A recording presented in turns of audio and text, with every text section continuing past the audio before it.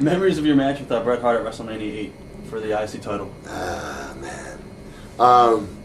Bret, I love Bret, man. He's, I guess the way the story goes, he's related to me. Is there truth to that, or is it? Yeah, just well, friends? I'll just tell you exactly what I know is I was born in a place called Saskatoon, Saskatchewan. And I just moved a lot as a kid. And Stu Hart used to run Saskatoon. And they used to take the train. And one day Bret Hart came to me and said, do you know there's nobody in the world that could have known that that person was my uncle? Because I kept my stuff to myself. And Stu was a cousin to whoever that person was, my uncle. So a cousin to my uncle. So, you know, whatever it was, it turned out, because Bret is such a wonderful guy, we just cuz became, so whatever that may be.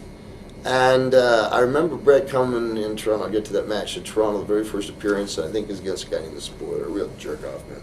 And Bret was just white, and trunks, and, you know, Maple Leaf Garden, and the Spoiler did this thing to him. He locks up with him, and Spoiler goes back to the ropes. He hooks Bret's foot before the rope. He goes, pushes him. Bret lands on his ass again.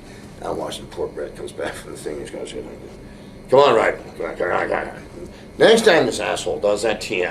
And Bret and I just hit it off. And then when that story came around, it came time for me to move on.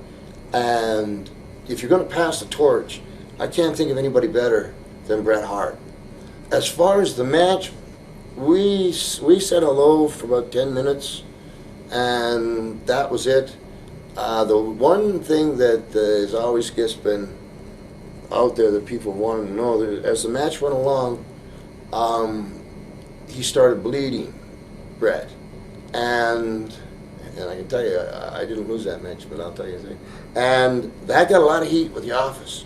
And the office actually, after the match, came up to Bret Hart and said, did Piper pressure you into bleeding? Did you see anything? No, that wasn't how you done it. So because they were death on that at that time. But they had a shot. I bulldogged him at a high camera. And when Bret hit, there's a huge puddle of blood there. And on the finish, I put the sleeper on him, and you know, he kicks back and boom. The reason I did that was just in case. But technically, you should have raised his hands before you counted my shoulders. However, we never went into an angle, so I didn't need to use it. On the other hand, the match itself was a match for two guys that have wrestled a lot, and there wasn't a lot of talking to be done. And if I ever wanted, if I was ever supposed to pass the torch, I felt that was there.